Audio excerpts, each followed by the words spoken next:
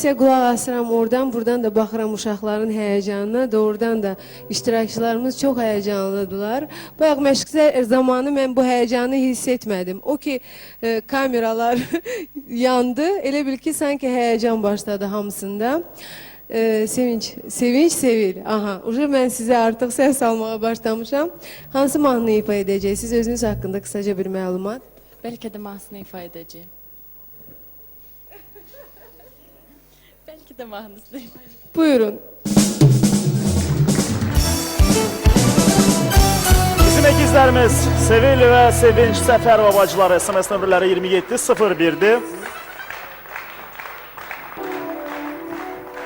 Və hal-hazırda biz onlara yalnız və yalnız uğurlar diliyirik. Buyurun.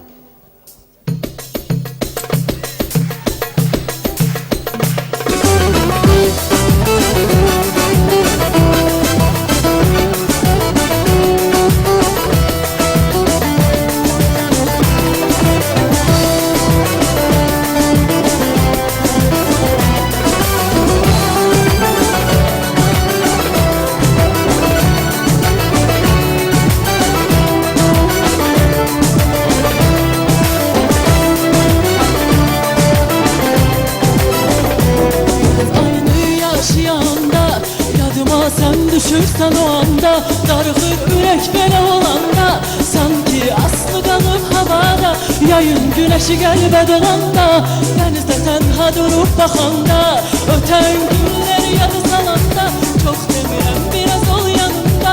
Gün keçdi sən gəlmədin, il oldu sən gəlmədin, gözlədim mən gözlədim, kimsə yerini tutmadı olmadı sənin.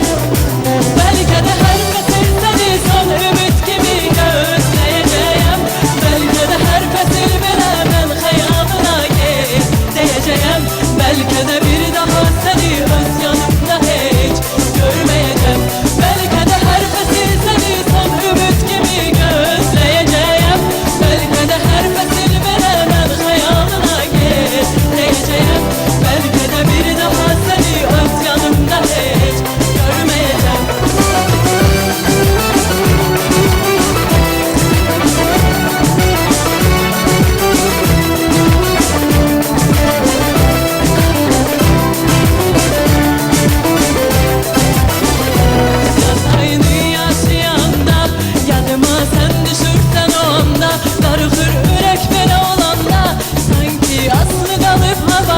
Yayın güneşi qəlbə dolanda, dənizdə tənha durub baxanda, ötən günləri yada salanda, çox demirəm biraz ol yanımda. Gün keçdi sən gəlmədin, il oldu sən gəlmədin,